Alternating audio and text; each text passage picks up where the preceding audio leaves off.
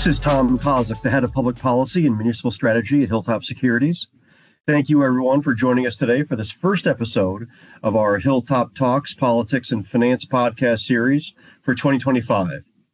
During these HilltopTalks podcast discussions, we speak with subject matter experts about topics that intersect the worlds of politics and finance at the federal, state, and local levels in the U.S. We often concentrate on issues related to U.S. public finance, public entities, and the U.S. municipal bond market. Today's guests are very timely, considering the events going on in California as we speak. We're going to use a different format today than we typically use. We have had two guests before, but today we've got four guests with us, and we're going to be using a little more of a panel discussion format. So by way of introduction, I wanted to point out that HilltopSecurities Insurance, in partnership with our preferred broker, OneDigital, offers customized commercial property and casualty insurance solutions. OneDigital has the ability to place coverage with over 30 of the top commercial insurance carriers. And during today's discussion, we're going to review surety bonds for public entities, as this has surfaced as a growing need. I'm going to briefly turn the mic over to Ritonya Wilkins, who is an insurance planning consultant with HilltopSecurities Insurance. Ritonya, could you please review and give an overview of the guests that have joined us today? Absolutely. And thank you for having us. We're super excited to be here to speak with you and your listeners. I'm Ritonya Wilkins.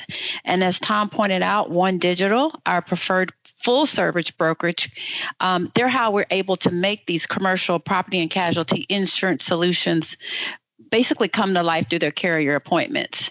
My role within HilltopSecurities Insurance is to support our teams as they refer their clients for insurance solutions.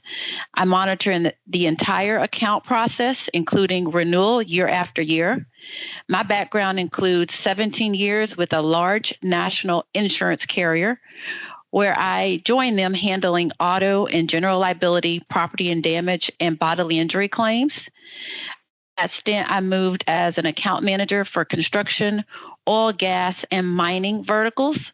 And lastly, I was a public entity underwriter for K through 12 schools. As Tom said, I'm joined by OneDigital, our preferred broker carrier. First, I'll introduce Loren Wims, Senior Client Executive. Loren and I work very closely together. He works with our clients to provide thoughtful solutions for operational and financial challenges. Loren has over 20 plus years of industry experience. Next is Bryn McQuaid. She supports our surety clients by collecting financials, legal, and other pertinent information to evaluate risk associated with surety transaction, and also guides our clients through the process. And lastly, Tom Tedesco, who is an account executive director at Travelers. Tom has over 18 years of experience in suretyship. Tom has developed extensive experience in underwriting both large and small projects for his clients. As a current underwriter, Tom prioritizes building strong relationships with agency partners and finding tailored surety solutions for our clients. So I'll turn it back over to you, Tom. Thank you so much. And like I said, the title of this discussion is Surety Bonds for Public Entities. And I'd like to start out by just asking the question, and I was wondering if folks could weigh in on just and explain and define what a surety bond is for our listeners. Hi, Tom. This is Bryn McQuaid for the listeners. Thank you for having us on the podcast. We're excited to join. Just to jump on in, since we're also talking about commercial insurance, I did want to point out that commercial insurance goes hand in hand with surety bonds, but a surety bond is not an insurance instrument. So while commercial insurance is designed to compensate the insured against unforeseen losses, surety companies will underwrite to prevent losses when they underwrite for a surety bond. So a surety bond is a three-party agreement. And so you've got the principal, which is the party that needs the bond. And if we're using a scenario, it'd be like a contractor. And then the second party would be an obligee, which is the party requiring the bond. And that could be the state or a general contractor or project owner. And the last party would be the surety, which is the company that's providing the bond and which goes into underwriting. And so what are the different types of surety bonds that are out there that our listeners should be thinking about or considering? Yeah, there are really two main surety bond types. You've got commercial and you've got contract. Tom Tedesco, who's also on this podcast, might think differently than I do, but because he is a commercial underwriter. But I would say that just to wrap your head around it, a contract surety is easier to understand off the bat because it is the sticks and bricks. So anything that can be considered building, construction contracts that are utilized in this field, it ensures the fulfillment of that contract. So you'll see the performance and payment bonds out of this. You'll see maintenance bonds, bid bonds.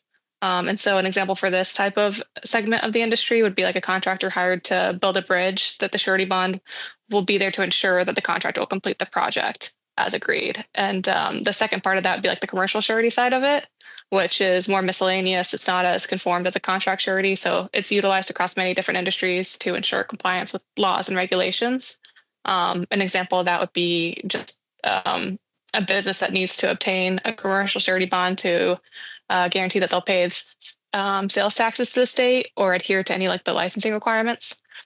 So those are the two main sections of surety, would be contract and commercial. So you kind of got into answering this next question of mine, because what I wanted to do next was really try to make it so I understand our listeners who oftentimes are working for and or leading public entities. I was wondering if you could go into detail about how surety bonds play into the public entity space. Yes, I mean, there's different ways to look at it. So in the public entity space, you could be the contractor that needs the bond to give to public entities, or you could be the public entities that are going to be needing to require that bond.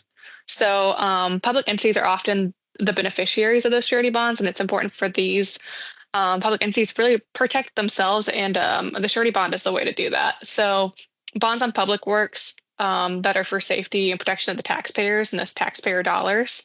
And it kind of just all the way leads back. I mean, we can go way back into our history lesson. It really leads into that like Miller Act and the Little Miller Act. So Miller Act on the federal level that helps protect really just the taxpayers' money and make sure that the contract is going to get completed. I actually like a history lesson, so I'm going to ask you, why is it that why are surety bonds required? I mean, we can go all the way back to Mesopotamian times if we really want to go back to it. But I mean, so originally you've got the Hurd Act of 1894 that really just required the surety bonds on any federal funded projects. Okay. And from there, you've got the Miller Act of 1935, which kind of helped with a greater protections against those subcontractors for payments and fulfillment of those contracts. And then from the Miller Act, which is the now federal level of protections, you've got the Little Miller Act, which is by each of the states.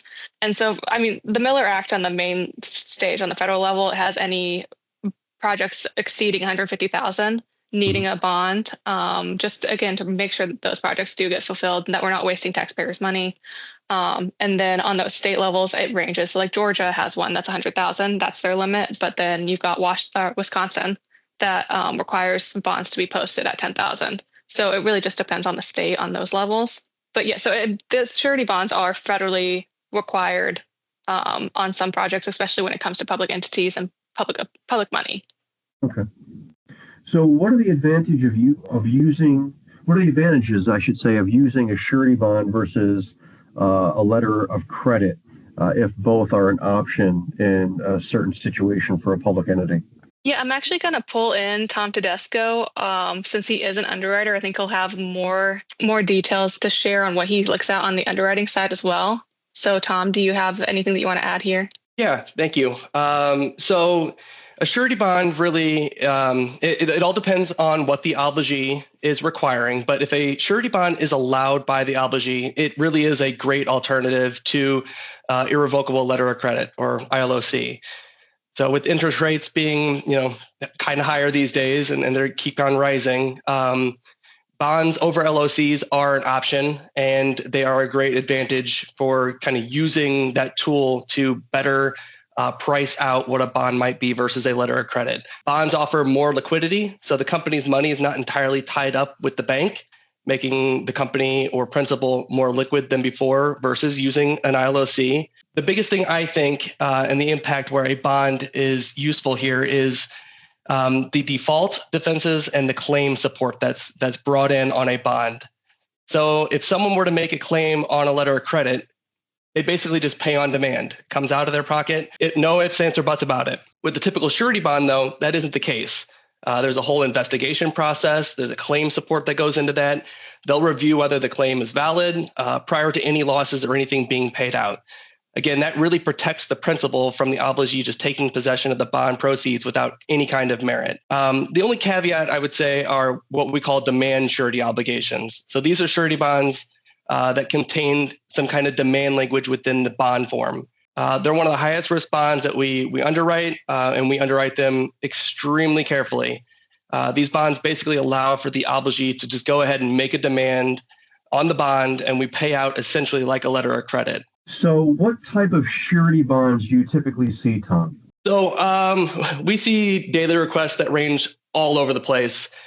Bryn touched on it earlier. On the commercial side of bonds, there's miscellaneous bonds. There are thousands upon thousands of different types of bonds.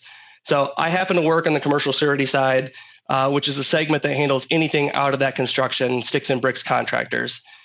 That means I see many different shapes and sizes of companies come across from all different types of industries. It's actually one of the things I really, truly love about my job.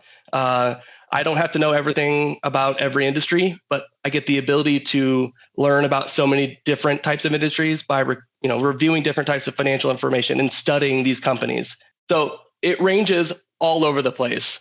I would say that every surety company kind of has a surety treasury listing that limits on how much capacity they can distribute in a single day. So an underwriter might see a request as small as $5,000 well into the multi-millions. My job as an underwriter is to understand the risk associated with that bond type and kind of use all the tools available to make a risk assessment. Bryn touched on it earlier as well. Surety is different from insurance in a few different ways, but one of those main items is we do not like to sustain losses on the surety side. We never want to sustain losses anywhere, but especially on the surety side. In insurance, those losses are assumed, but in surety, a loss could mean that the underwriter might have missed something, and those premiums that we have on surety bonds just are much smaller and really don't cover any of the losses that we would take on, generally speaking. So how many surety bonds did Travelers process last year? It's hard to say, Tom, because it is all over the place in terms of what we see. We see thousands and thousands of types of bonds come through kind of on a daily basis. It really is. It is tough to nail down how many actual bonds we have, but it's an extremely high number. Can you give me and our listeners an idea of kind of what the limits are, what the premiums look like, and other kind of structural elements? Sure. So a lot of those bonds that we see are a lot of license and permit obligations. So they're verifying that the bonds are going to cover, that a company is going to do as they say, whether it's a financial piece to it, that they're going to pay the certain types of utility coverages, something like that. It really does go all over the place. And again, in terms of what we do cover, but on a daily basis, we're seeing hundreds of those bonds come through. A lot of them are on our online system where customers can go in and place bonds through that system. The premiums on them can range from $100 to high thousands, depending on the types of limits required on the bonds and the financial credit quality of the company. So one thing I think we should highlight, it's very important as an underwriter, is learning about the financials of the company. We follow surety rating plans that dictate what a company has to pay for their premiums. And every account is different because every financial statement is different, but that dictates the rate per thousand that we apply to those bond limits. So what are the red flags or roadblocks that a public entity might encounter when obtaining a surety bond? Yeah, so surety bonds really are kind of a niche item. Not everyone's familiar with surety bonding, so that kind of has that is one of the major roadblocks that underwriters often see. A business might come to us asking for a different type of bond when in fact it's not truly a surety obligation, and a bond can't be written in that place. Insurance pieces usually step in. And a bond cannot replace a type of insurance obligation. So that's one of the major roadblocks. Is it's such a niche thing that it's really hard to pinpoint what surety is to someone who may not understand that.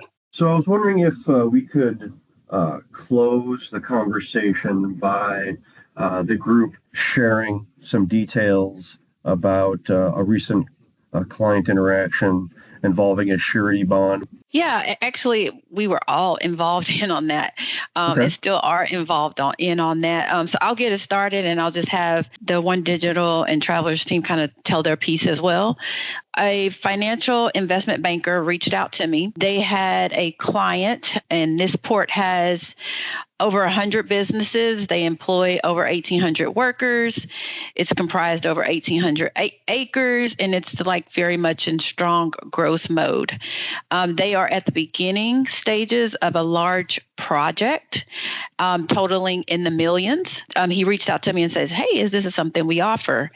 And through our preferred broker partnership with OneDigital, and as you know, Bryn and Loren and Tom have talked about today, we are able to help them with this surety bond request. And in this particular bid document, they did ask for either a surety bond or a letter of credit. And as Tom and Bryn talked about the advantages and disadvantages of both, the port would like to go with the surety bond so it doesn't tie up any of their liquid assets. So in my role, what I do is I reach out to our broker, and we basically start by getting the team involved and explaining to them what we're looking for. And that's when I bring Loren in. And Loren, I'll just let you tell your piece. You brought Bryn and Tom in. Yeah, sure. Thank you, Ritonya. I appreciate that. My role in working with Hilltop and all of your important clients is really to identify what the need is of the particular client, and then build a team out from our OneDigital staff that really meets those needs. We have a number of people like Bryn who specialize in various lines of coverage and bonds. And so in this particular case with the port, it was important for us to bring in Bryn, ultimately Tom on the surety side, to really talk about how bonds can really help ensure that any default or failure by this telecommunications company the port was working with would be addressed by the surety, that the project continuity would not be impacted by any type of incident that could rise a claim against that bond. So, Bryn, any additional thoughts on that particular? Yeah, we're still working through closing that out, working on some additional information. I think some key points to keep in mind while keeping it vague, because it's still ongoing, is another surety underwriting piece that we always like to ask up front. So there's like a couple things that we ask to all of our clients that are getting these types of bonds. We ask for 2 to 3 years of financials.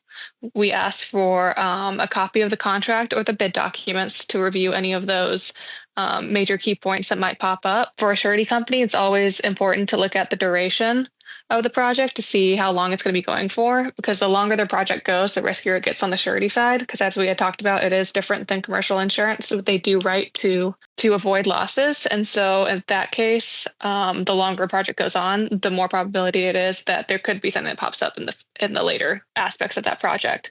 So those are like the few things to kick off that. And then from there, we'll go to our markets, and then they'll come back with any additional questions and feedback that they get. So since we are still working on the end of that, that's probably as much as we can go into. Those are the main key points that we look at when we're marketing those surety bonds. So I was wondering, Ritonya, if you could leave us with your contact information so folks listening know who it is that they could reach out to in order to get more information. Yes, a big thank you to you, Tom, and your listeners for allowing us, Hilltop Securities Insurance, and in partnership with our preferred broker, OneDigital, to join you today as we talked about the importance and where there is a need for a surety bond. In addition, we also provide shelf space where we work with some of the largest insurance carriers who provide commercial property and casualty products. So think of auto, general liability, workers' compensation, errors and admissions, directors and officers, cyber is a big one, as well as group benefits. So health, vision, dental, and group life insurance. The process starts with a no-cost insurance review of your insurance program, and we work to create solutions where there may be a need in your insurance program.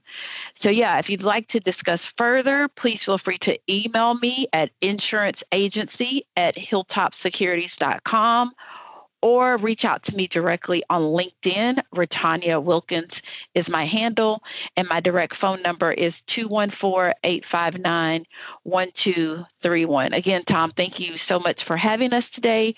We really appreciate it. Well, thank you. And thanks to Bryn, thanks to Loren, and thanks to Tom. I really appreciate you all joining today.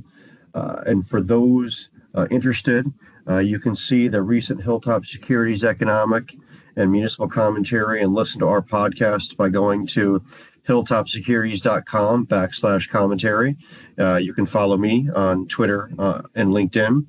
Thanks again, everyone. We look forward to bringing you more color in the future related to topics that intersect the world of politics, finance, and public finance.